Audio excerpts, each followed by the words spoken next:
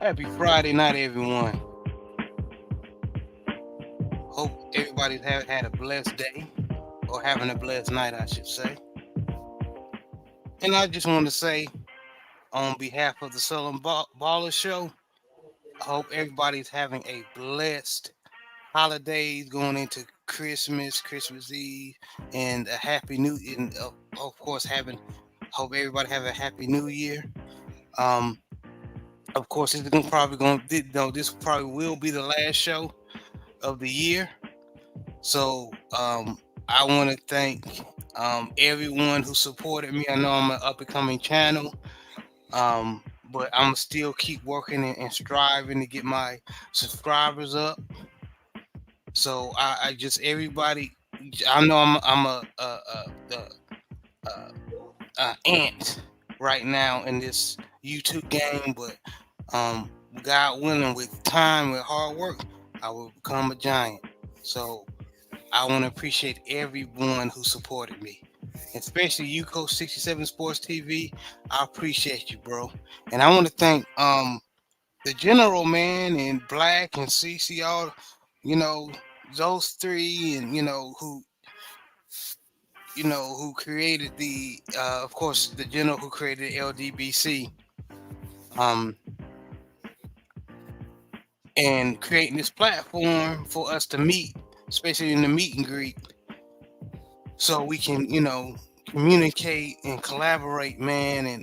And you know that saying where you can meet somebody across the world, and they'll be closer than a brother, man. And I can honestly say I got another brother, and me and my brother is close, very close. So um I appreciate you, Coach. First and foremost, bro, more than anything, I appreciate, you having me on your platform. We kind of started out at the same point. We just kind of been constantly growing together. Like you said, shout out to 7-8. Shout out to the awesome and amazing LDBC. Yes, sir. And like you Yeah. said, God willing, we just gonna keep pushing, keep grinding, and keep growing together.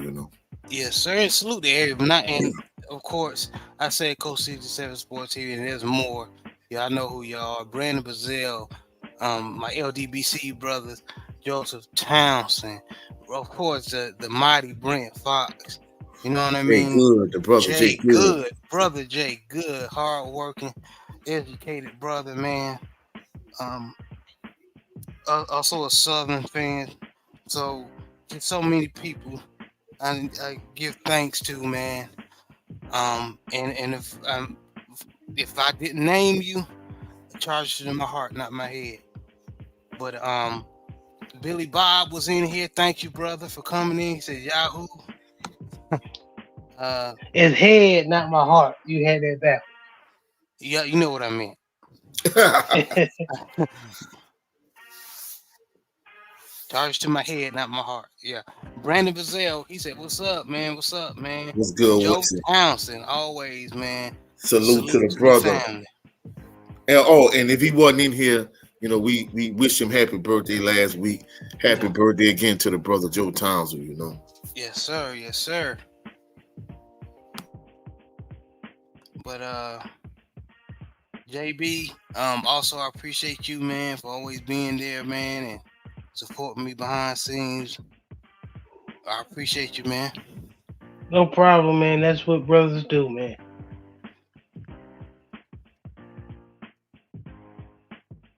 And shout out to the LDBC and all the Ravens flock. Shout out. Yeah, living big Reg Hendo, aka the owner of the Rogue Pod. Appreciate all y'all MTR Mike, OTR Mike, excuse me. Um, whole bunch of folk, man. Oh, and another thing too. I mean, I know it's a ways off, but I can't wait till the next meet and greet. Me neither, man. Me neither. I hope it's around Texas. I just had to make a drive down there to Dallas. But Well, supposedly it's supposed to be in It's ATL. in Atlanta. Yeah, okay, ATL. that's not Yeah. too bad. It's still around the south. Cause my Yeah. my Ravenflock brothers had a meet and greet in Baltimore, and I was mad I couldn't make it. Um, because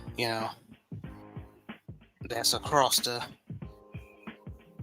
state. So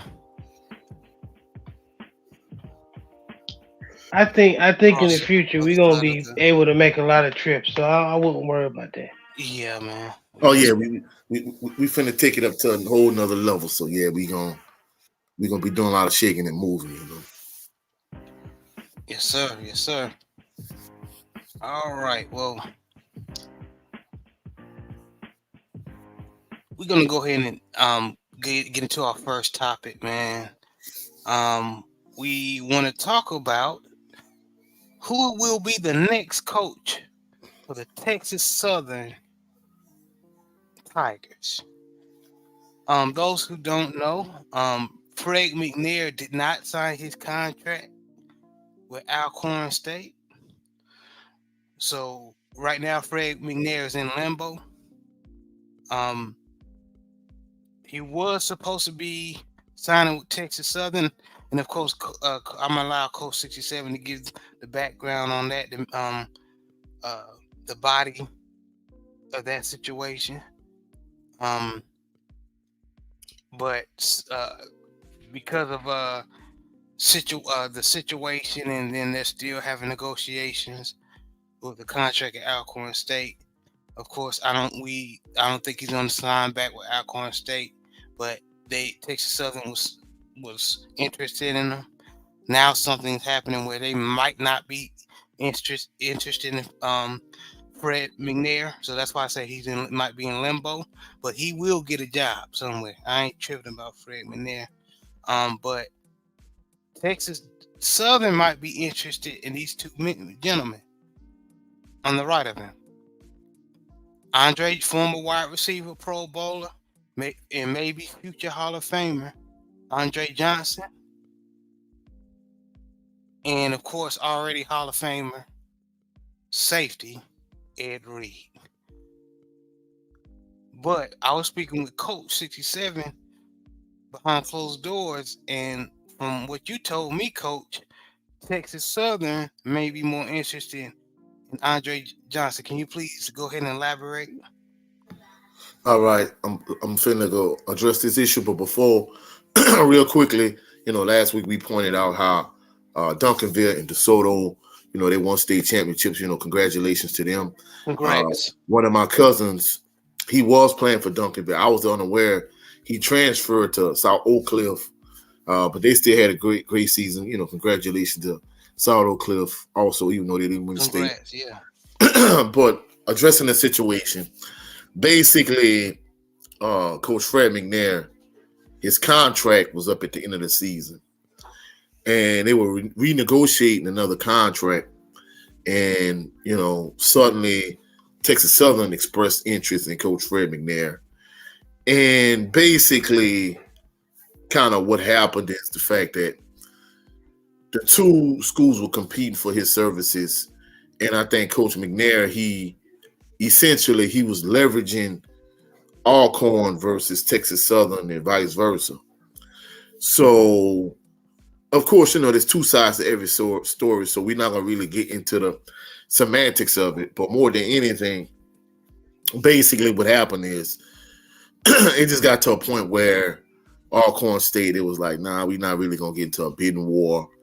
Evidently, he wanted more money than they were willing to pay. Of course, from Coach McNair's side, from what I'm understanding, he made it seem like it wasn't, as much money as they reported. Whereas on Alcorn State side, they made it seem like it was an exorbitant amount of money. But either way, like they couldn't come to terms. So what they did was they promoted their defensive coordinator, Cedric Thomas. They made him the head coach. And essentially, it was no other side for Texas Southern to compete against. So Texas Southern tried to go ahead and make him the head coach.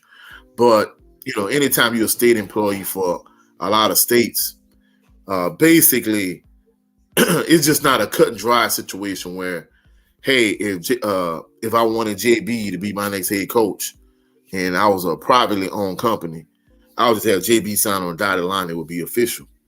However, in this context, like Texas Southern board had to sign off on Fred McNair becoming the next head coach.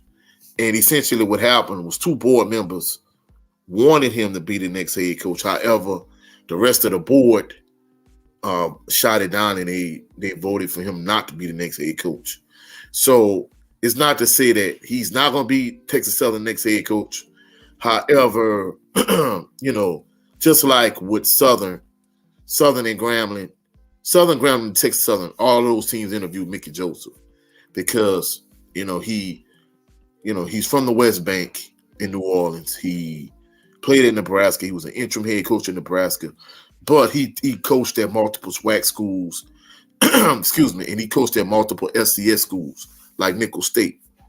So Mickey Joseph interviewed with Texas Southern, and Grambling. Of course, Southern decided to hire Coach Terrence Graves, and Mickey Joseph ended up getting the Grambling State job. So basically, they were getting ready to get Fred McNair, and the board, for whatever reason, they didn't want Fred McNair. The two people that voted for Coach Fred McNair, they're from Mississippi. They have ties in Mississippi. And from what I'm understanding, they may have ties to him or whatever the case may be, but the rest of the board didn't. And that's where Andre Johnson and Ed Reed comes into the picture. Basically, since the Texas Southern job became open, Andre Johnson has expressed interest from the outset. So there's some interest from him. And of course, Ed Reed, he shot his shot, and he wants to become the next head coach of Texas Southern also. So these are the three top candidates. From what I'm understanding, they're leaning more towards Andre Johnson, because even though both Andre Johnson and Ed Reed, they went to the University of Miami, they went to the U.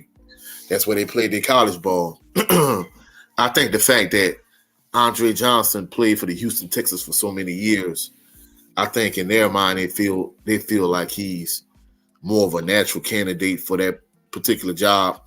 And I think in addition to that, I think, a lot of like professional athletes with the whole Coach Prime situation, I think they feel like, even if you don't have prior coaching experience, or even if you have limited prior coaching experience, HBCU job is a gateway to the coaching.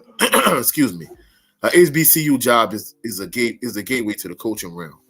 So that's why you see guys like Coach Prime.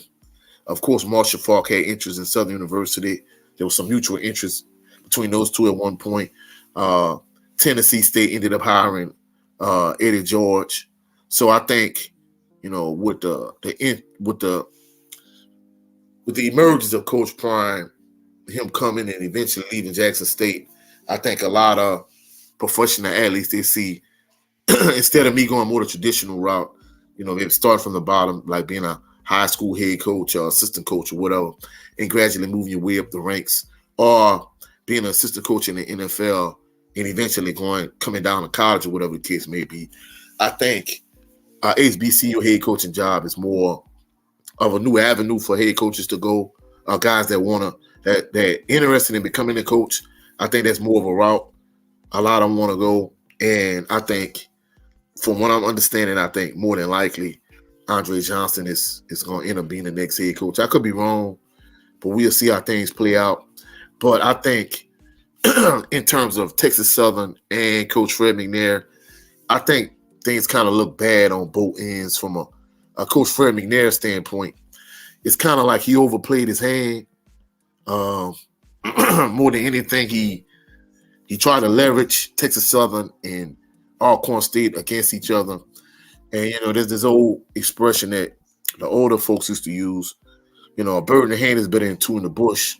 Yep. So I think in that situation, he overplayed, he outpriced himself. Maybe he overplayed his hand. I don't know all the details of it. From Alcorn State's perspective, they felt like he was asking for entirely too much money. There's two sides to every story. The truth usually is somewhere in the middle. From a Texas Southern standpoint, it just kind of looks messy from the standpoint of, hey, you agreed to hire Fred McNair, and even though it's not anything one person did, because it's not one person decision to hire him or not to hire him or whatever the case may be. But it kind of looks messy, and it kind of looks like more than anything that you reneged on, making him the head coach. So it's still a possibility he still can become the head coach, but from what I'm understanding, more than likely it's going to be Andre Johnson. And I think they're looking at what Coach Prime did for Jackson State. Now, I mean, of course, Texas Southern going to do whatever they're going to do, but my personal opinion, I kind of will stay away from the celebrity coaches like Ed Reed, like Andre Johnson, you know. And I'm not saying you shouldn't hire, former Hall of Fame caliber coaches, but Coach Fred McNair, he has a proven track record in the SWAC, whereas, Andre Johnson and Ed Reed are unproven coaches. But, one dynamic, you have to look at the Coach Prime aspect of it. If they do take your job and they become successful, I mean, let's just kind of be honest. It's going to be a gateway for them to get a Power 5 job. So more than likely, if they do come to your school and they have a great deal of success, more than likely they're going to leave you for another Power 5. So, I mean, it's the risk they run. We'll see how things play out. Hopefully, not hopefully, but I believe Coach McNair, just like I said on Krista, the middleman's podcast also, I said Coach Eric Duty would land on his feet, and he did. Well, it's not official, but more than likely he will. And I think the same thing with Coach Fred McNair. Fred McNair, he's going to land on his feet. It's just more of a matter of when, more than anything, because people don't understand. Like, these guys, they have families, and you don't want to just uproot your family and have to move somewhere else. But at the same token, you want to be certain you have a source of income. So if you don't have a source of income, that's a bad situation. All right. Thank you for your take, Coach. And I want to hear people in the chat. What do you think that should Texas Southern stay and hire a uh, experienced coach, or will they take their chance on former, which Andre Johnson is? There's talks of Andre Johnson might be in the Hall of Fame, but at this moment he's trying to get a whole head coaching job at Texas Southern, and Ed Reed may be interested as well. But from what I heard, Ed Reed may be in line of getting the Grambling, or Grambling may be interested. Grambling head coaching job. Well, it can't be Grambling head coaching job because they gave. That's right. They already hired him. Yeah, Mickey Joseph. Mickey Yeah, Joseph. I mean, that's right. Yeah, But Mickey Joseph. But he is still interested in coaching at an HBCU school. And I want to say what's up, man. What's up, Red? Ladies and gents, Supreme Beats Boxing Talk. If y'all want to hear some, just no cap, man, no filter, just being real, just talking about boxing, maybe a little football every now and then. Check out my LDBC brother, Supreme Beast Boxing Talk. Man, salute to Cadillac Red, another Louisiana native, Yes, sir. Salute the Salute Red. Cadillac. Him and K. Killers niggas on YouTube. Billy High School coach Sal Oak Cliff. Coach Sam was the head coach of South Oak Cliff. No, Duncanville. I know who you're talking about. That'll be a good pickup, though. That'll be a good pickup. Well, Billy Bob, did the recent coach, because the recent coach was one of Coach Samples, the Godfather's pupils. So don't tell me, don't tell me he didn't step down.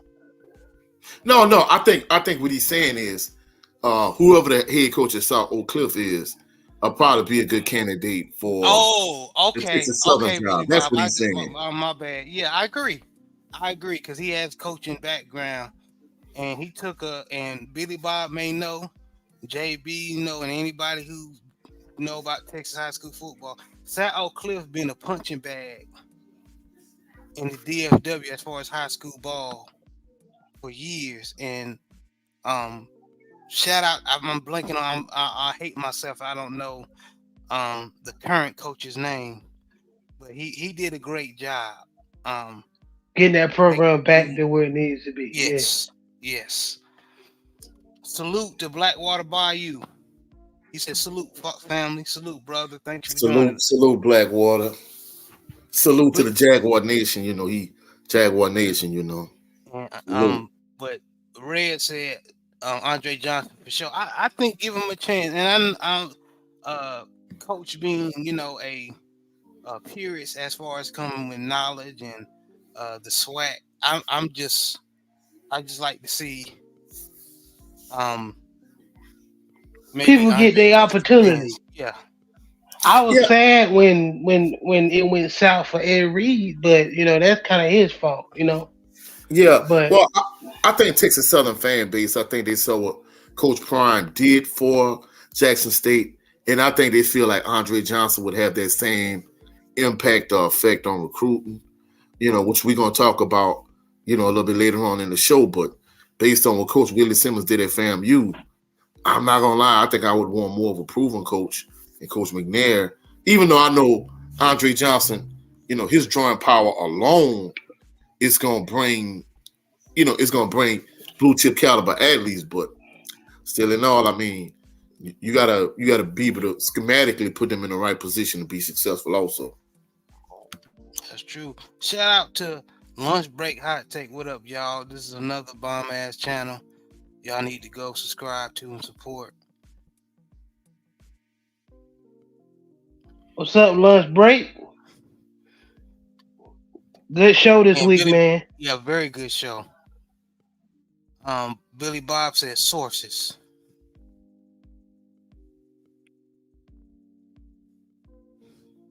okay. I mean, it is a lot of information floating around out there, but we'll see how things play out. We'll see. We definitely will see. JB, what you think? I'm down for people to get opportunity. Fred McNair, he's been around the block, been there, done that. But like Coach just said, we seen what Dion came in a proven player. I don't know, and he's a proven coach. He's done some coaching here in the Texas high school area for Texas Christian or Trinity Christian, I believe. Yeah. Mm-hmm. But I don't know what type of coaching experience that Andre Johnson has. I don't know. He probably has. From what I'm understanding, he really don't have no experience at all. Now I was saying that a lot of coaches, I mean a lot of former NFL players, they saw what Coach Prime did, even though they didn't realize he had a high school coaching background. Now I'm not saying if you are a high school coach, or even you're an assistant coach in NFL, whatever it is, I think a swag job or HBCU job in general is a good first job. But I think they saw what Coach Prime did, and they feel like you don't need to have any coaching experience. You could just hop in, based on what you did in the NFL. And I think it's more to it than that, at least in my estimation, Man, but I mean, hey, that's gonna be kind of hard because I don't think Ed Reed had any type of coaching experience, did he? Yes, he did at Miami. Yeah, Miami. Okay, yeah. So I forgot about that. So now that's kind of hard for to push Andre as your new head coach over somebody like Fred McNair, somebody who's been there and done that. But like I said, for the publicity, for you to get certain recruits, to steal certain recruits. I mean, Andre Johnson is an NFL legend and probably one of the most the best receiver that I ever seen play. Underrated. His name is up there with Reggie Wayne, Marvin Harrison. So he was just on some bad football teams. Yeah, I he was a dog. Yeah. But one quick question I want to ask y'all gentlemen. What do y'all think of a Fred McNair situation? Y'all think he just kind of overplayed his hand in terms of trying to leverage Texas Southern against Alcorn State? He I may did, mean, and my he gonna my mess around question being the portal. my question is what's as far as all he's done for Alcorn, um, keeping Alcorn. I'm not saying he hasn't had any bad seasons, but he's always um had Wor- Alcorn somewhat. The worst he's ever done is 6-5. Yeah, somewhat competitive. Why not? Why not? Well, the issue is supposedly, I didn't want to say the numbers, but And that's just a question of somebody looking at, because you may know the ins and outs yeah. of Well, I didn't want to politics going I behind didn't want to closed say the doors. number, but according to the university, supposedly they say he wanted his base salary to be like $350,000 a year. That's the number they threw out. Whereas he said he was only getting paid like 180, 175 to 180,000 a year. So if you look at those two numbers, it's far apart. Excuse me. Especially when you're looking at somebody like Eric Dooley, he was making 310 at Southern these last couple of years. So they say he wanted his base to be 385. He said he only got like 185, and so supposedly behind the scenes, even though in terms of facilities, Alcorn has kind of been one of the, kind of like one of the flagship schools in the SWAC. Supposedly, maybe the money isn't, what people think it is. So we don't know that he says one thing, the university says another thing. I think the truth is somewhere in the middle. I don't even know the situation that great. Well, I know I saw the articles, but as far as behind closed doors, um, I can imagine it's somewhere in the middle. I'm sure that there's there's some area where Fred McNair could have been more transparent, and there's probably an area where uh, Alcorn State could have been more transparent. So I think it was just Fred trying to bet on himself. You know what I mean? And he may have bit off more than he could chew. But being the legendary SWAT coach he is, I think he'll end up landing on his feet. If he doesn't get the Texas Southern job or Alcorn State job, he'll be a coach somewhere. Well, no, the Alcorn State job is already off the table because they promoted Cedric Thomas, their defensive coordinator, to the head coaching position. Right. So yeah. So it could be Alcorn State, where that's not, like you said, that's off the table. Or if he doesn't get the Texas Southern job, that's okay. I believe Fred McNair will eventually land on his feet. It, I I just think he's too good of a coach to just be sitting in limbo. Oh yeah, That's my without opinion. question. I mean, I think even if he don't get the Texas Southern head coaching job, I think he might be assistant for a year. But I think somebody, the fact that he was such a legend at Alcorn, to me, it seemed like I don't know, seemed like Texas Southern would have locked him up, or from his perspective, the situation would have been more solidified and more secure. The fact that it wasn't a slam dunk, and that they would. I'm not gonna say they reneged, because anytime you got a board, even if it's just the board of the three of us, I may want a coach. All right, just say McNair. I may want Fred McNair. JB may want Andre Johnson, and Jared, you may want Ed Reed. And guess what? We can't hire a coach unless we all come to a consensus, unless two of the three of us. So I mean, that's difficult. Okay, I definitely agree, and I see where you're coming from. JB, any final thoughts before we move on? No, I think both of y'all clarified it, and especially Coach verified it pretty much and summed it pretty much up. So um, we'll see. All right, all right, all right. On to the next topic. Um, Before we get on to probably the game of the season, Baltimore Ravens versus the 49ers. Um, Anything y'all want to talk about regarding the transfer portal? Any good? movement y'all seen on certain. It doesn't have to be SWAC ball club. It could be, we can talk about Colorado um, signing the best offensive lineman, because there was news articles and all over YouTube that the young man was second guessing going with Colorado, but he finally signed with Colorado.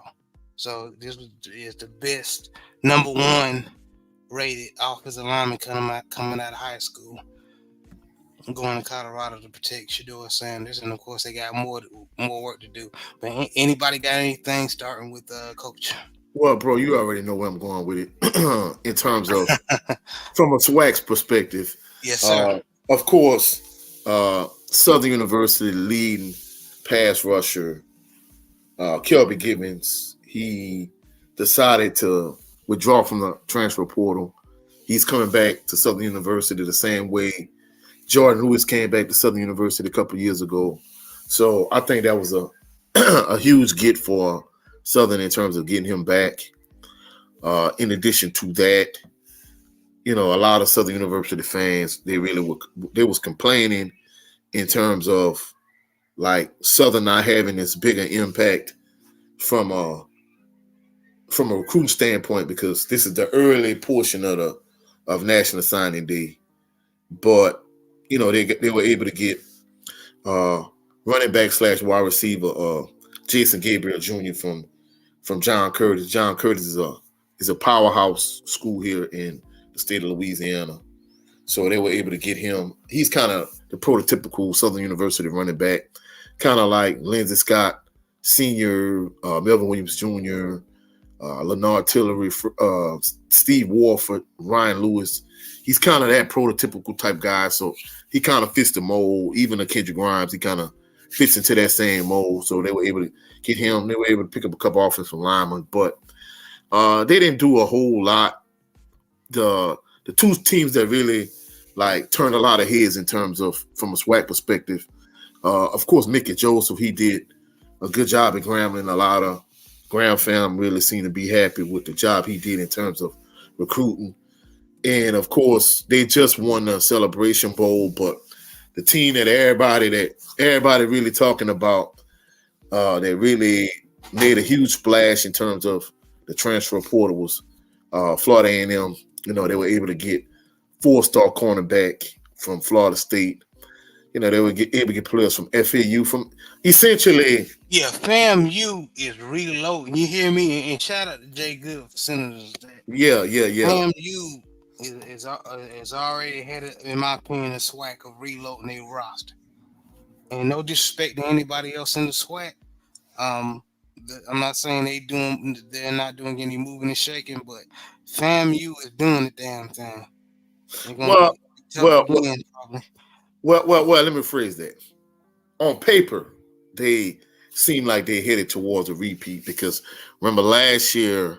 Yeah, we gotta This time, rephrase that. Yeah. yeah. On Last year this time, on paper, I'm not gonna lie, it seems as if Jackson State was just gonna run away with the SWAC.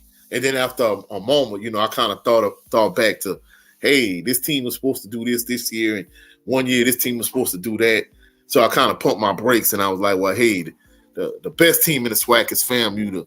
A close second is Jackson State. And as the season progressed, the season started, they smacked South Carolina State, but the following week they lost to FAMU, and during the course of the season it was up and down. So I think going into the season they had the best team on paper, but the fact that FAMU had so many players that had been there, and Jeremy Musa and Jacques Jean and those type of players, like having that continuity is going to trump and just beat out just having just a lot of talent that really don't have any chemistry.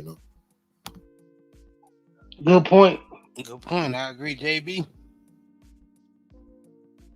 Any I thoughts on mean, any transfer portal movement? I've been just watching, my Tar Heels, man.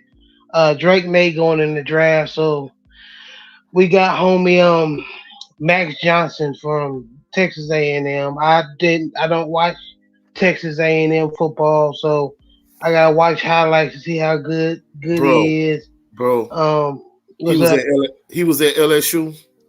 oh, I'm not moved. I'm not moved by him at all oh because God. if y'all don't know, former NFL player Brad Johnson, that's his son, right? He was at LSU with this other uh this other quarterback, this local quarterback that I thought should have been the starting quarterback. In fact, actually he was, but eventually he got benched. Uh, his name was TJ Finley, but he ended up getting benched. And Max Johnson, they gave him the job. And bro, he's left-handed. He's how am I gonna describe it? He's left-handed, and Hmm. he's a mobile quarterback, but they kind of overplay his athletic ability. And in terms of his arm strength, he's more of a short to intermediate type passer in terms of throwing. He really don't have no real deep ball. In terms of arm talent and athletic ability, he's not gonna wow you. I mean, unless you have a lot of studs around him. And the particular team he was on with TJ Finley at LSU, where TJ Finley got benched, uh, they still had Terrence Marshall from the national championship team that Joe Burrow was on. And it got to a point, Terrence Marshall got so frustrated. He was getting nicked up in this, that, and the third. But between TJ Finley and Max Johnson, I think Terrence Marshall just got frustrated and he just shut it down for the rest of the season and he declared for the NFL draft. So I'm Dang. not gonna lie, bro. Max Johnson, he at LSU, he never moved me. So he transferred from LSU, then he went to Texas A&M. Now the fact that he's Well, coming to North Carolina, that kind of tells me everything I need to know about him. well, thanks, Coach. You got my hopes up for my Tar Heels next season. So, No, not um, no, no, no, not hopes up. I'm gonna be truthful.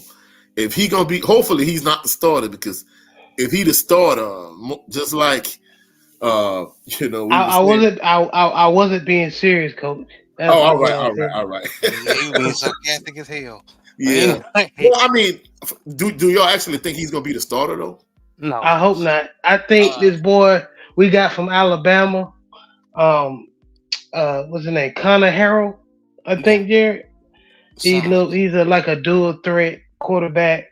Um, I hope he beats him out. From. I mean, Brad Johnson. He was in the NFL. His father, he was a kind of like that. Game manager. a game manager.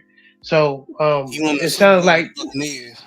But that's all yeah, he had to do was manage the game with that Well, no, defense. I'm not gonna lie. I'm gonna be honest with you. Max Johnson doesn't have the kind of arm strength that his dad had. Like Brad Johnson had an arm.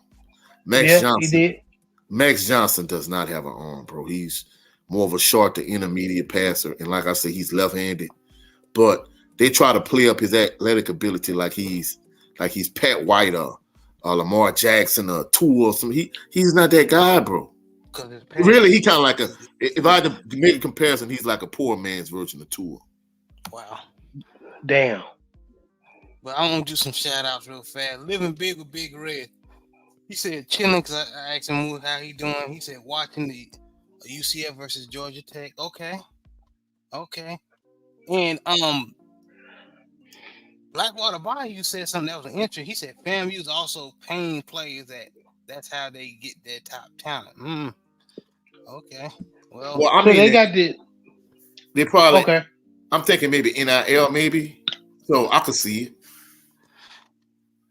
and ATS Red Slab Life TWT. Yo, what's popping, family? What's good? ATX Red. Appreciate you for stopping by, man. Really do. Um, man. Uh, this transfer portal situation will keep getting crazier, folks. Till the Yeah, deadline. man. And we need and just to finish my statement, my Tar Heels, we need to get some D linemen and O linemen. And thanks to Secondary. coach for giving that information. Secondary and another damn quarterback. Jesus. But and I hopefully, before the end of the show we can discuss that Rashad Mendenhall tweet We before, can. We can. But we're gonna talk about the game of the year, in my opinion, Scoops. The game of the year, Baltimore Ravens versus the 49ers. Both squads are 11-3. We play on Christmas Day. Um, this game intrigues me, and of course, um, and I'm sorry guys for jumping off what I'm talking about, but Blackwater Bar, you just confirmed, y'all. Yeah, NIL deals is legal now. Yeah, yeah, yeah. Okay. Um, but the 49ers versus Ravens game intrigues me because both offenses are at the bottom of the league right now with pass attempts, but they are fluid with running the ball. And their offenses are, as far as time possessions, like some of the top in the league. So also both squads rely on their defenses. So the only thing, in my opinion, well, it's not my opinion, it's obvious. The 49ers may have more weapons. Um, well, they do have more weapons with George Kittle, Debo Samuel, Brandon Christian Ayuk, McCaffrey. Christian McCaffrey. I was getting to him, yep. So they got weapons all over the field. So, and of course, Brock Purdy as their quarterback, who's had the keys to the offense, and he's playing more than pretty well. He's doing a damn good job. Uh, so starting with coach, who you got Monday? Well, Lamar Jackson's on or the 49ers? well, of course, I got to drop this in. Disappointed my Saints last night, but that was expected based on Derek Carr. But Dennis Allen, Derek Carr. Hopefully, we get rid of him as soon as possible. But I'm gonna go with based on what we talked about last week. What Kimberly A. Martin with well, basically the new puppet at ESPN. Based on what Cam Newton said, even though Brock Purdy has a lot of toys to play with, Brock Purdy is a game manager, whereas Lamar Jackson is a game changer. I'm going with the game changer. I'm going with the Ravens. I Okay. agree. I agree. I agree. Hold on, JB. I'm gonna Um, get to you. I'm gonna get to you. Okay, okay. And can you elaborate why you picked the Ravens? And I know you said the quarterback, Lamar Jackson being a game changer versus Brock Purdy being a game manager. But anything else? Why you going toward the Ravens? Well, I think in terms of the defense, both defenses are solid. If I have to go more towards the defense, I would lean slightly towards the 49ers. I think they have a little bit better defense. In terms of the I agree. offensive end, I think the 49ers, like we said, they definitely have more weapons at disposal with Kittle and Debo Samuel and Christian McCaffrey. But I think having the franchise quarterback, it takes you a long way because, even we could see last year with Pat Mahomes and, what he had.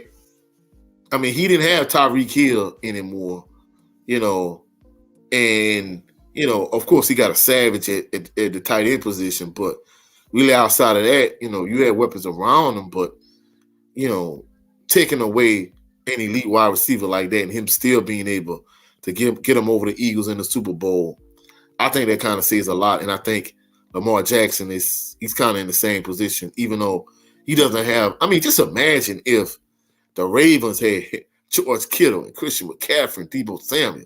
Oh my goodness, bro. But even with that being said, I got that much confidence in Lamar Jackson that he could get the job done. I think he's a game changer. Whereas Brock Purdy, if you to switch these two situations, bro, it'll be a no contest. I think Brock Purdy's like Cam Newton said, he's a game manager more than anything. And I think the Ravens are going to force him into a couple mistakes in this particular game. I'm going with the Ravens. I think it's going to be a tight game, a close game, but I think the Ravens are going to pull it out. Coach called Brock Purdy a supervisor. That's what he is. Point blank, period. Game manager. No two ways about it, baby. Ain't nothing wrong with being a super. And I think again, talk about what we talked about last year. I think a lot of people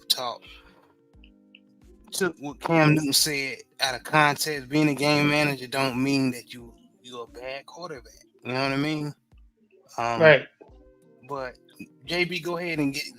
Of course, we already know what your pick gonna be, but I still want to hear it. I mean, it's possible. I mean, the 49ers are a very good team. So, I mean, it can end up ugly for us. A lot of people think, they're going to blow us out. But like Coach said, I just have trust in Lamar. These are type of games that Lamar shows up in, especially when the spotlight is on him. Um, he's been playing with less um, all his career. I still remember that battle he had with him and Deshaun Watson when Deshaun Watson was at Clemson and he was at Louisville. Deshaun Watson had that loaded team, and he had that team full of no names and was sticking with them. I think that game went to overtime, I believe. So, I mean, this is just the type of games Lamar shows you. There's levels to this shit. There's levels. When we talk about playing the quarterback position, you know, and there's a lot of people disrespecting Lamar. They say he couldn't play good from the pocket. He already showed you he can do that, as well as use his legs. Um, as far as defensively, I agree they have a better well, yeah, they have a better defense than us. As far a little bit better as far as I would say the D line is, especially the edges are a little are better. But Interior, Question have a we're the better same. offense than us though. I'm gonna tell y'all something. I think we're gonna beat the shit out of the 49ers. I could be wrong. I can I'll come on the show and eat crow, but but I don't. I'm not afraid of being wrong. I think we're gonna beat the shit out of the 49ers. Somebody I was watching this sports commentator on YouTube. I forgot his name. I was just clicking on videos, and he pulled up all the defenses the 49ers play. No, I think it was a Ravens flock or something like that. And they played a lot of trash defense. There's a lot of trash defense in the NFC. You see what I'm saying? So um, that's why their offense looks so good. The reason why Baltimore offense don't look good because most of the defense is in the AFC. You know what I'm saying? With the teams with the best defenses. Like the Bills and the Browns and so forth. So, I mean, this game is going to be interesting. A lot of people going to be exposed, and I can't wait. It's just a good. This is just going to be a good Christmas weekend, good New Year week. We got, of course, we're going to talk about that in the show. We got Deontay Wilder and some good fights tomorrow, and then Monday we got football. You know what I'm saying? So, hey, I can't wait. I'm going with my Ravens. Okay. And we all picked the Ravens. Now, what I will say, what it depends on, of course, our defense. That's no questionable, but that's not no question. But it also is going to depend if Lamar Jackson doesn't do too much thinking. Like last game, he threw a bad interception to Rashawn Jenkins during the Being Jacksonville Jack. greedy, Yeah, yeah. not being greedy. He was trying to decide whether to run or to pass it. And the time he let that ball go, it was too late. The defensive back, Rashawn Jenkins, had already pinpointed where he was going to throw it and jumped in front of the pass. So And shout out to Sip you the gotta be. Tally. Yeah, shout out Go to ahead. Sip Challenge. Go ahead, go ahead. Go ahead. I'm sorry. No, I was gonna say shout out to Sip the Tally. Like you said, he's been calling Lamar out on that. We love Lamar, but we do criticize him. There are flaws to his game. There was flaws to Peyton Manning and Tom Brady game. So I mean, Lamar is no different. You know, um, he likes to um he don't put up his snack for later. He wants to eat it all in one setting. He don't put his snack up for later. So he rather take the 20 or 15-yard throw instead of taking his check downs. I mean, you got Isaiah Likely wide open. Throw it to him, dude. You know what I'm saying? But he got that gunslinger mentality where he's trying to score. He's trying to get down the field. So he just need to be careful with that. And I know for a fact the 49ers going to use that to his advantage and make him, To their um, advantage. Yeah. yeah, make him throw the ball in certain areas. So hey, I can't wait. All right. And 49 Niners we all may be wrong. 49ers may beat us, but I just don't think so. I think we are built to beat the 49ers, but they got the weapons to make us eat crow. Okay. Any final any final thoughts on this topic, fellas? Yeah, one other thing too, we talked about the whole ESPN Kimberly A. Martin, being a puppet, the next Malika Andrews type situation. But people don't realize, Cam caught a lot of flack for, they didn't attack they basically attack him. They didn't attack his point of view, but he caught a lot of flack for calling Dak Prescott a game manager. And Right. last week, both JB and I, we agreed, like, I mean, Dak Prescott, we're not saying he a trash quarterback, but He not trash, but he's not trash. But at the same token, he wasn't what Cam Newton was. Cam Newton carried the Ravens on his. I mean, not the Ravens. He carried the Carolina Panthers on his back, bro. I mean, if you look at the weapons he had when he was at Carolina, many of those seasons, especially the year he went to the Super Bowl, he carried bad teams. And the fact that, people think that Dak Prescott is even on the same playing field is a Cam Newton or even like a Drew Brees or a Peyton Manning or Tom Brady. I mean, Dak Prescott is good, but Dak Prescott is nowhere near in that on that level in terms of being able to carry a team. So I think Cam Newton had a valid point in terms of this whole situation we talked about last week. Okay, okay. agreed. Agreed. JB, this is the time if you want to talk about since we're on the NFL. Even though we was just talking about the Ravens and the 49ers, since we're on the NFL, you can bring up what was going on with that Mendenhall. A lot of people were upset about what he said. What was going on with that? What's your take on that? So a lot of people, and shout out to my boys from the Raw Room podcast, where it has uh Darren Bates and Jalen Collins, Former cornerback and NFL players. linebacker, Yeah. NFL players, and then you got the tackle, King Dunlap, that used to play tackle for the Eagles and the Chargers, and some other dude named Sweet on there. They they're the only pretty much podcast that explained it perfectly. Even the pivot, I didn't agree with. I agreed what the context of what how um, Ryan Clark said it, but I didn't agree with the perspective. You know what I'm saying, of the context of how what Rashad Mendenhall meant and how he said what he was trying to say. So shout out to the Raw Room podcast. They basically said that a lot of people, took his tweets out of context. A lot of people still shit on Mendenhall Rashad Mendenhall for fumbling in that Super Bowl against the Packers years ago in like 010 or 11, I believe.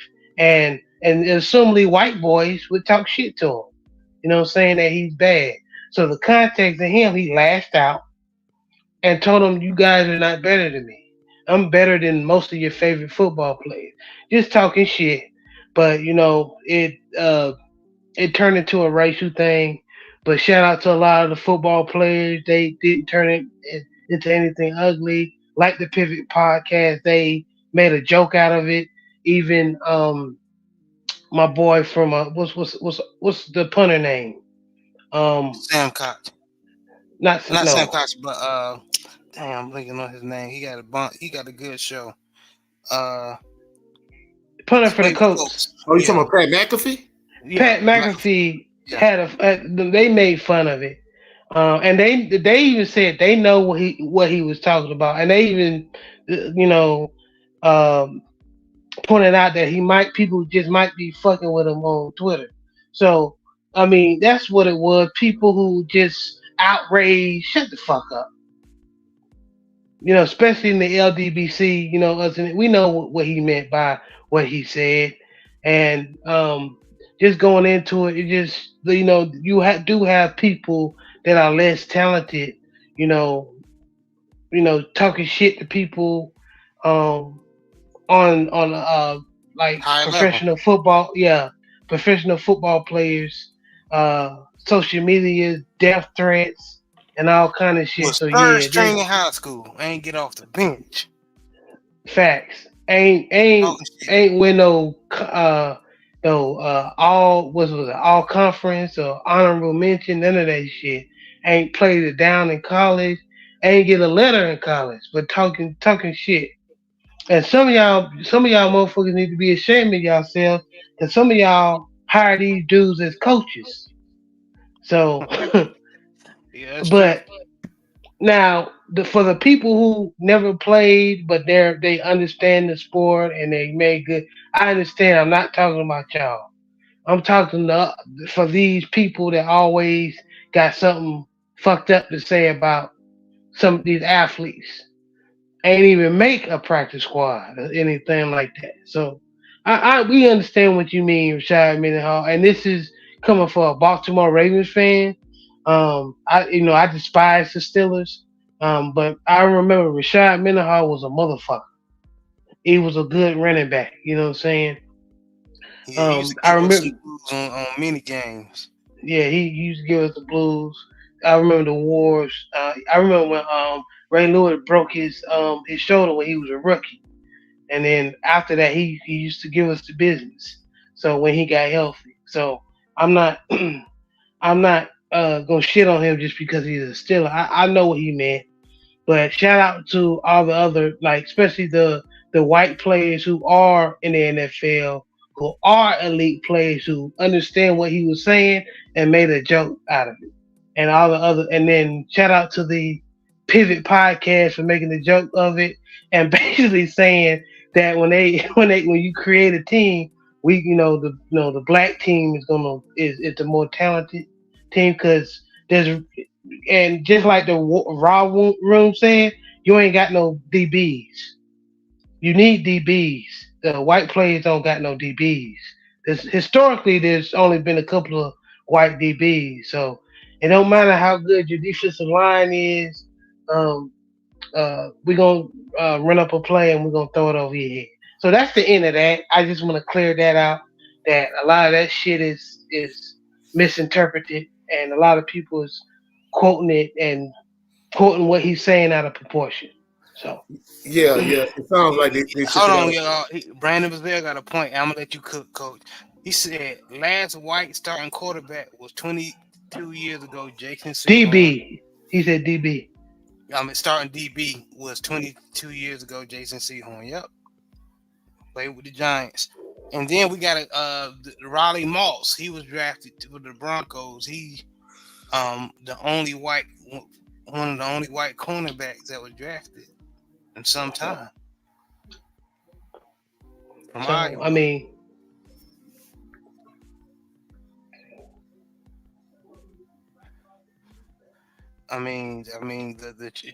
The truth is staring right at your face. There's not a lot of white cornerbacks. There's a couple. There's a good amount of white safeties, but as far as corners, there's not a lot. Right. But and running back, Chris McCaffrey is rare. Chris Yeah. McCaffrey is very rare, to be honest, and he a dog. Um, but there's not a lot of white running backs either. So that's Not why on you the not on use the a lot not of on white. the in the NFL level. No. No, Yeah, because that's a valid point y'all bring up because I don't know if y'all saw this on Instagram, but they had this essentially this white coach. It was like supposed to be like a NFL white All Star team against a NFL Black All Star team, Mm-hmm. and they got the Watt brothers at on the defensive line. They got Mm-hmm. what the other one TJ and J. What the other one name is the one that played T.J. for Watt, who's the defensive lineman that played for the 49ers? That's the dog.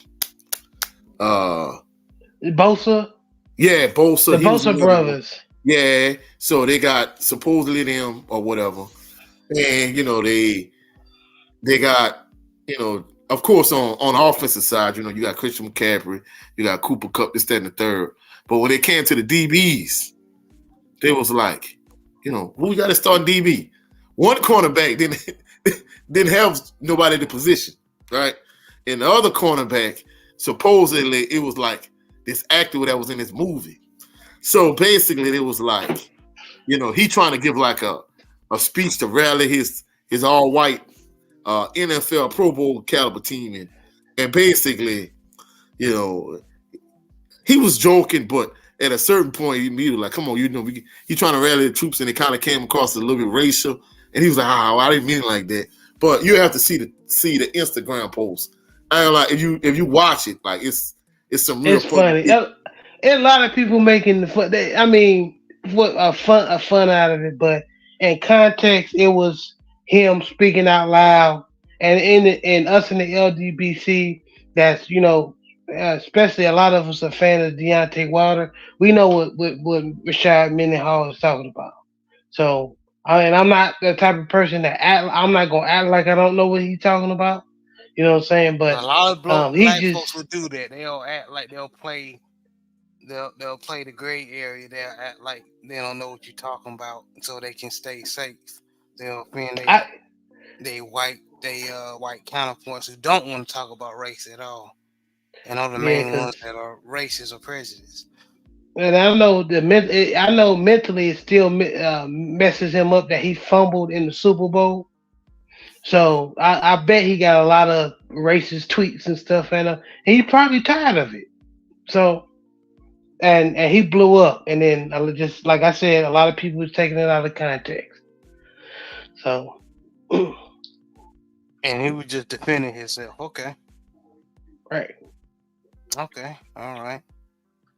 Coach, what were you gonna say about it, or you already done said it? Oh no, I say my piece on the the fans like the Kimberly A. Martin, because we talked about it in its full context, but I don't think people kind of realize how she basically said, you know, Cam Newton commenting on that situation was like the equivalent to some guy in my basement watching me right now, and I'm like, man, this dude playing the NFL, so we kind of addressed that.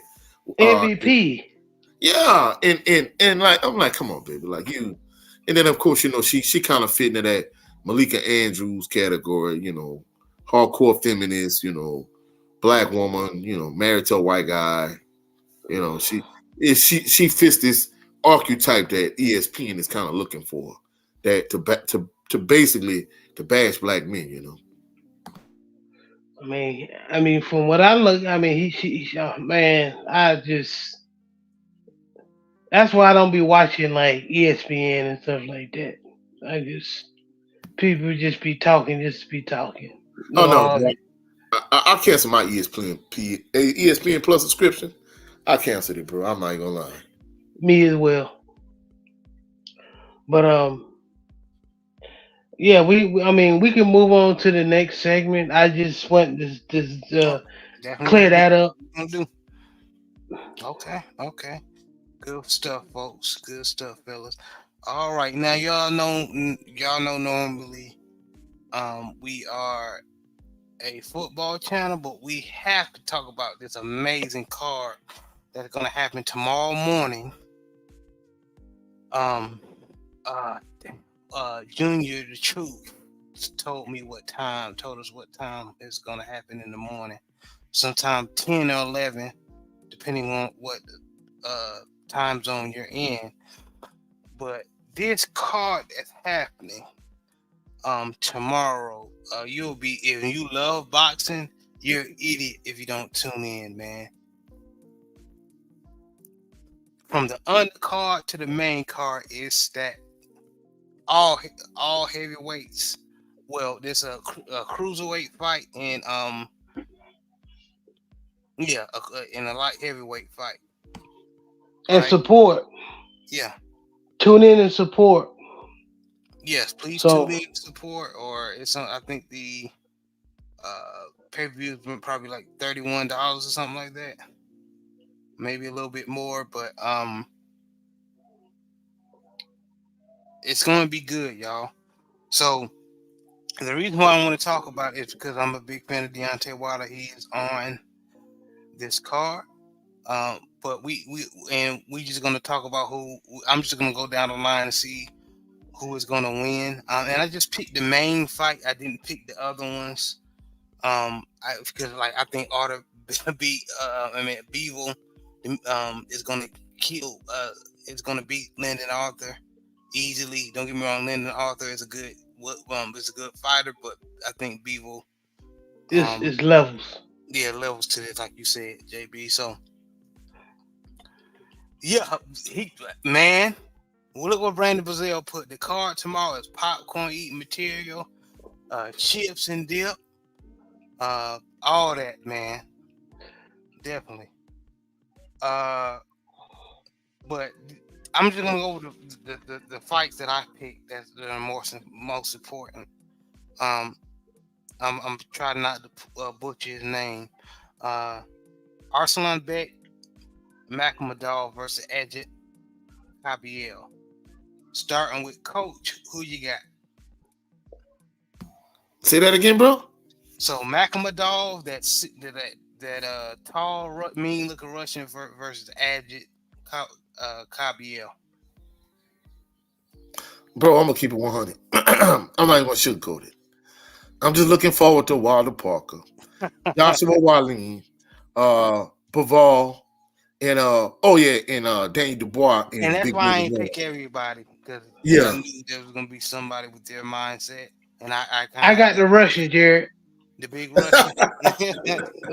He looked mean. I mean, I see him beat the shit out of people, but he looked mean. Looked like I don't know. Like Coach said, I don't really follow these guys like that. I've seen them fight on a couple of cards here and there, but I don't know how good they are. So Oh I'm yeah, yeah, going with yeah, the yeah. Russian. Oh yeah.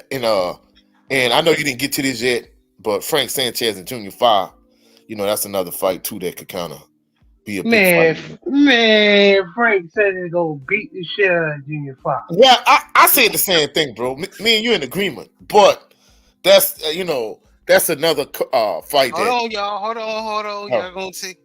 So, but for the first, don't give your picks away.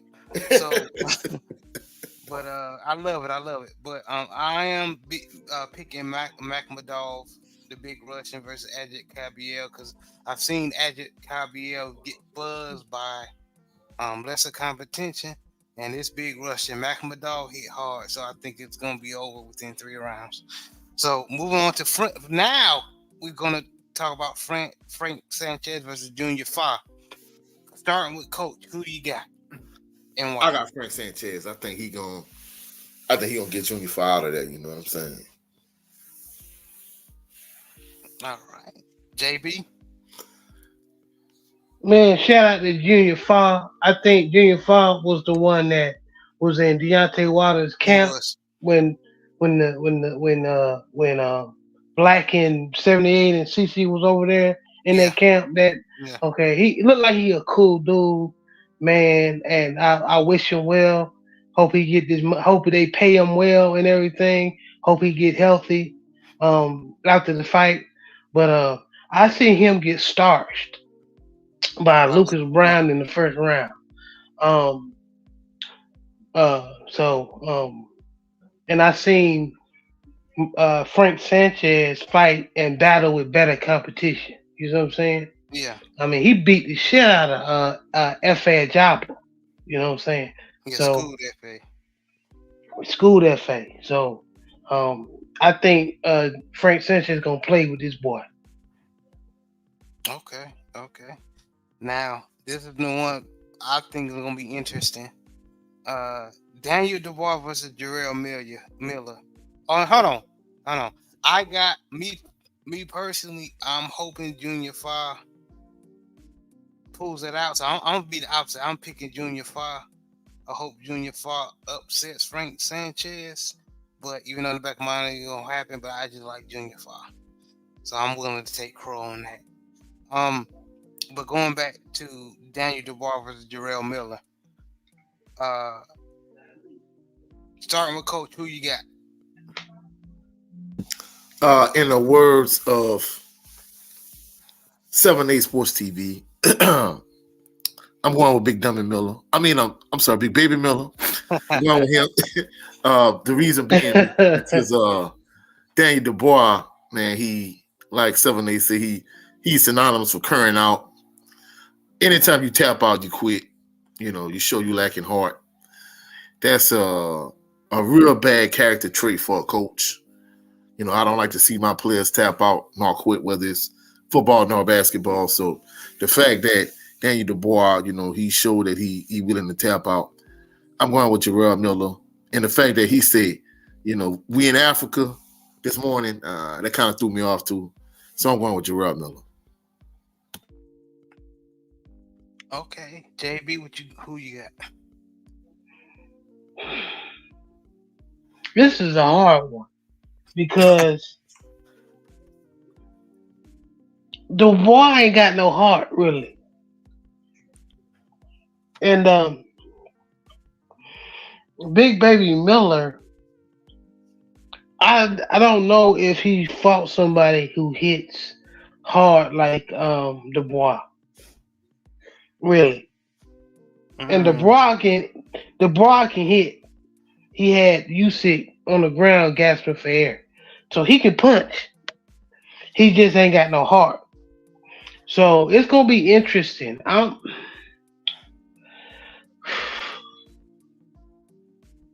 go ahead. Go ahead and pick what's on your heart. Who you think? I agree with what Red said this morning on 78 show this morning. I'm going with Dubois because um New York dudes is taking L's like your boy Sherbert Ice Cream did against Chris Colbert did Mm-hmm. against old boy. So I'm going with Dubois. It seems to me like he's trying to do that you know get into your head type shit, pushing them at the weigh in like he did AJ, and Even then doing he it to had AJ, all somebody I knew I yeah smelled something. I'm like, dude, you popped dirty. Like, how he scared of you? I mean, don't get me wrong. He right from the standpoint of AJ being petrified of Wilder, but how you right. gonna call him scared of you and you pop dirty? So He had all kind of steroids in his ass. yeah, I mean, but he want all the smoke with AJ and he want all the smoke with Daniel Dubois. He talking a real good game. So hopefully he can walk it like he talking. Yeah, I Yeah. hope so too. 'Cause me personally, myself personally, I'm picking Daniel Dubois. I think Jarrell Miller um it ain't shit without the pads in him. I think he knows that. That's why he's 313, 333 pounds. He weighed in today. He's going to try to be like a big ass offensive lineman in there and just smother him, and I think gonna walk into something that he wasn't ready for, and he's gonna be flat on his face. So I'm picking Daniel You Dubois. remember what he did to Trevor Bryant? Yeah, Another New York dude. Yep, yep. That's what Red in '78 was talking about. Yep. So myself personally, I'm picking Daniel Dubois. I don't trust Miller. I'm sorry, I don't trust him. Um, I'm gonna say that one for last. Okay, Anthony Joshua versus Otto Warren. Who you got in that fight? Surprisingly, I really think Otto Wallin. I mean, I know Red said something different on 70 show this morning, but honestly, I thought Otto Wallin beat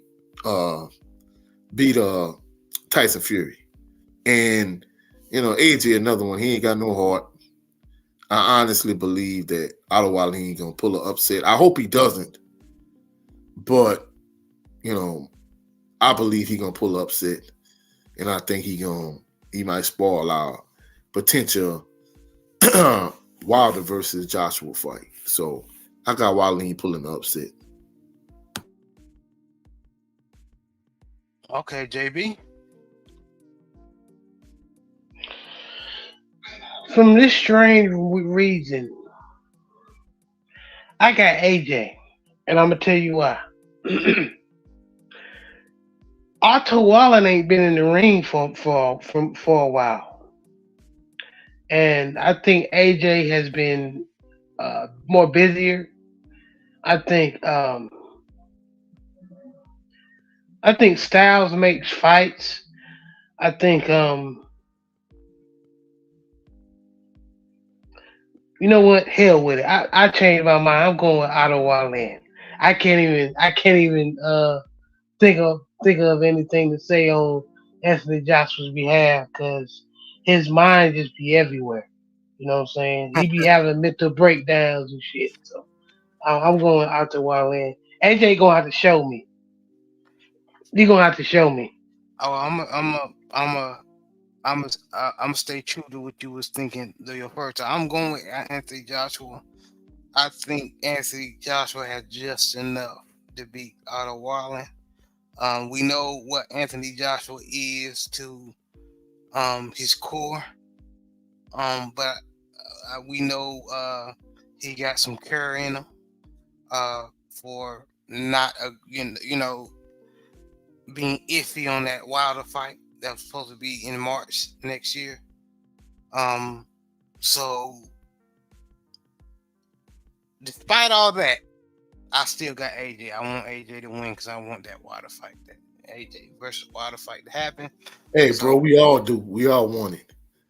but don't get it twisted. I do agree with you, gentlemen. Otto Wallen is a very skilled heavyweight. In my opinion as well, he did beat Tyson Fury. But um, they should have stopped that fight. That was a very bad eye injury, but Savage cut. um, because Tyson Fury was the champ, and He got the that's benefit of the he doubt. had the Yeah. benefit of that, which Tyson Fury has gotten a lot of benefit of the doubts and in a lot of fights. So don't even get me started on that. But moving on, the last but not least, Deontay Wilder versus Joseph Parker. I shouldn't be asking, but it's a show, so I'm still ask who you got. Bro, you know who I got. But before we get to that, I know. you didn't say it earlier. I got Bivol in his fight. Even though I saw footage of it this week, David Benavidez whooping up on him in sparring, but that's another story. I got Bivol in that fight, and of course, I got Wilder savagely and brutally stopping Joseph Parker. So that's what I got for those two fights. Okay, JB. Man, I got Wilder. Man, it's gonna be it's gonna be ugly. You know, Joseph Parker. I mean, I mean, they got a plan. Uh, that's what Mikey Garcia said against Earl Spence and got the shit beat out of him. So, and They they think they're gonna knock Water out. But I just hope um because I ain't forgot. Parker was with that Tyson Fury and Tyson Fury camp and people who roll with Tyson Fury. I hope Wilder got his eyes open and his team is doing what they need to do. Tay, I know Tay by his side, so Tay gonna have his back. But I just hope everybody got their eyes open and go down there safe and get home, get back to the state safe. Um, for Bomb Squad, but yeah, it's gonna be Wilder. I'll say Wilder in the fifth or sixth round by decapitation. I agree with you, gentlemen. I think Joseph, him being stopped um by a what's the uh what's the heavyweight, Joe Joyce. Him being stopped by Joe Joyce, I think that wasn't good for him. So I think he's going to um come in here. Um, I think this is just a bad matchup for Parker. Because Wilder is a lot of people try to um discredit Wilder by saying he's just a one-trick pony, but Wilder is fast. Wilder knows how to set up his punches, and with Malik Scott as his trainer, I believe that he's improved drastically. So I definitely got Wilder KO and Joseph Parker within 3 rounds.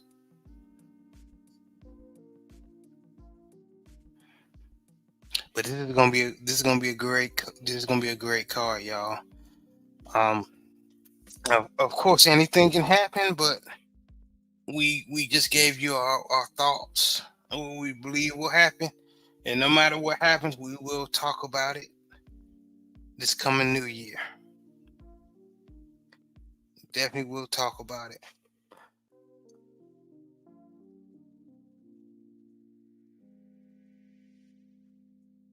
But any final thoughts, gentlemen, before we wrap it up? None for me, bro. How about you, JB?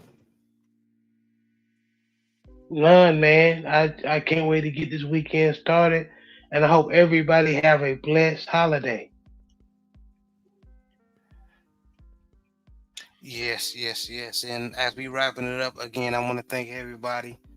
And I know I'm a small fish in these doing this YouTube thing. But like I said in the beginning of the show, I'm planning to improve and get more subscribers and all that jazz. But in reality, I'm just doing this for fun and I'm enjoying it. Um, so I thank you guys for being along with me for this ride. Code 67. Salute to you, JB, Brent Fox, Joseph Townsend, Jay Jay Good, Good, Ill Will, Cadillac Red, 78, Cadillac Red, K, all you brothers, man. Of course, CC and Black for the inspiration. And of course, my dad, of course, was my ultimate inspiration. But I just want to thank y'all, man. Right now, got the flashy videos or a lot of subscribers, but it's gonna come. It's gonna yeah. come. Y'all You just stay. saying you saying a small fish, but you growing to a whale or a great white. So just keep pushing, bro. Yes, sir. I appreciate it, man. But shout out to the mighty LDBC, Coast 67. Anything you want to plug before we wrap it up? Well, first and foremost, I enjoy the weekend spending time with y'all fellas. Excuse me. Talking about swag football, talking about football in general, even just the non-sports related topics we talked about, just enjoy breaking bread with y'all fellas, and we gradually been growing together. So, I just appreciate, us being together on this platform. That's Yes, first and sir. foremost. Second of all, hopefully everyone is safe and they enjoy this holiday season. Spend time with your family, so on and so forth. Next, shout out to the awesome and amazing LDBC. Uh, Check me out tomorrow on my show on Code 67 Sports TV channel, Bayou Sports Talk, where we're gonna have episode 25 of Bayou Sports Talk tomorrow at 5:30 p.m. Central Standard Time. Hopefully by that point the day of reckoning call to be over.